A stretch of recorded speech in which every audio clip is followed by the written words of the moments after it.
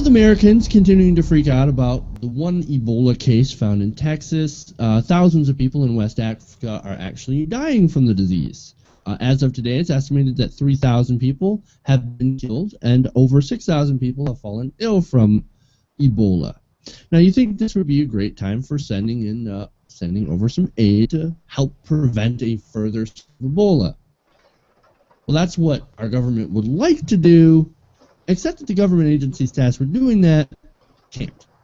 Well, why can't they? The sequester. You guys remember the sequester, don't you? Where Congress essentially failed miserably to come up with a plan to fund the government, so instead, automatic budget cuts were instituted.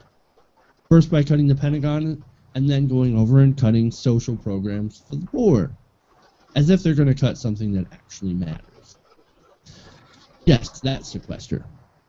Now, according to Anthony Fauci of the National Institute of Allergy and Infectious Diseases, the sequester has had, quote, a significant impact on us, and has both in an acute and a chronic, insidious way eroded our ability to respond in the way that I and my colleagues would like to see us be able to respond to these emerging threats.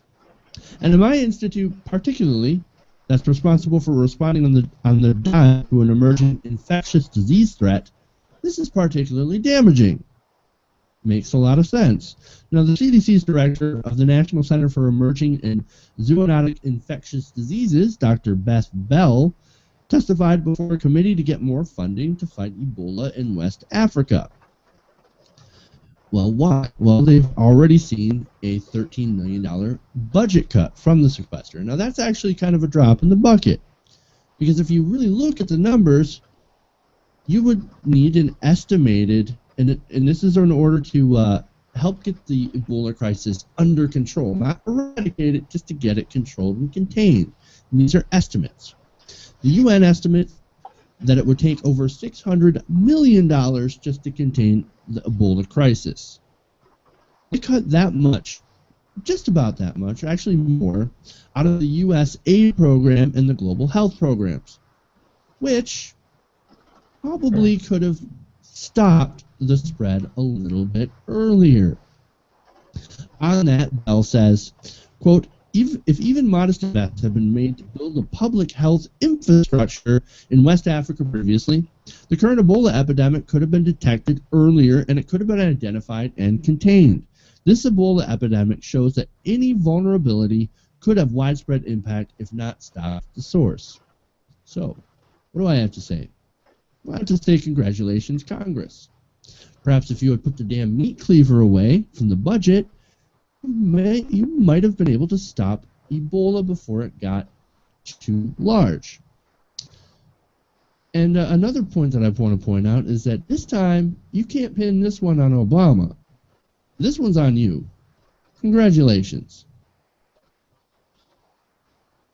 Well, you sort of can pin it on Obama because the administration came up with the sequestration idea as a last resort, because they thought that it would actually work through. Not as a last resort, as a thing that was supposed to be so horrible it would never happen. Like, they put this horrible option out there and said, all right, this will make you do something, and Congress still didn't do anything. So, like, don't get me wrong, I'm not saying it's Obama's fault.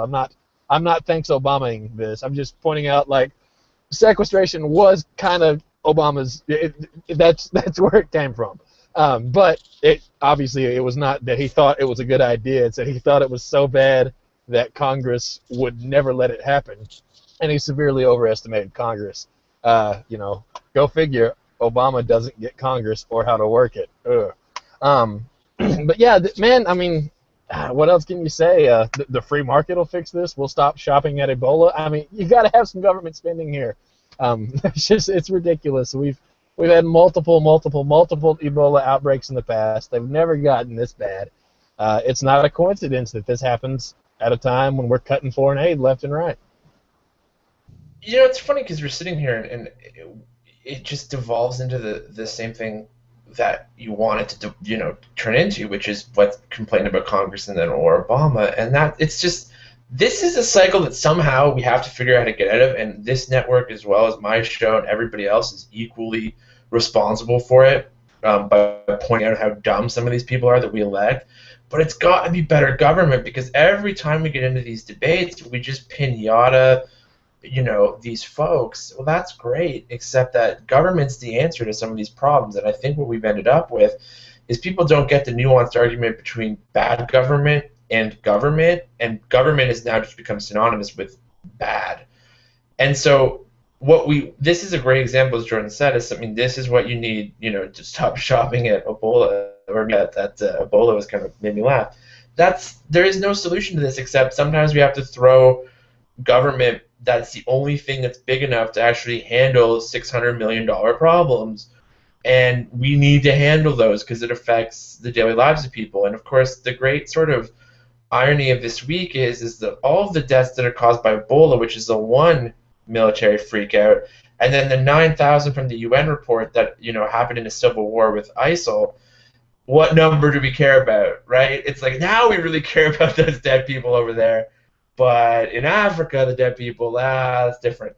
Well, because it doesn't affect us somehow. Well, actually it does. Here comes somebody overseas. And then this is that kind of, where you almost, the self-parodying of the West, where you this selfish sort of nature of when we choose to care about which number of deaths and when your death becomes important to us, when it might affect me, and and how we even talk about these problems. So yeah, I mean, it's not shocking when everybody hates the government that you're going to end up in a situation where, oh, guess what? We're going to cut this. Good, we like cutting. Cutting is good across the board. We all agree cutting is good.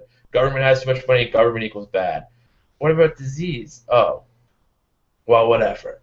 What about ISIL 9,000 dead? Oh, well, we must go overseas and spend billions and billions of dollars. Where's that money coming from? We'll talk about it later, terrorism. So it's just this bizarre sort of media cycle, and it's funny that we don't ever have the conversations at the same time, especially right now when they're happening at the same time. You know where the money's going? To that other news story you're about to throw to. So that's my take on this.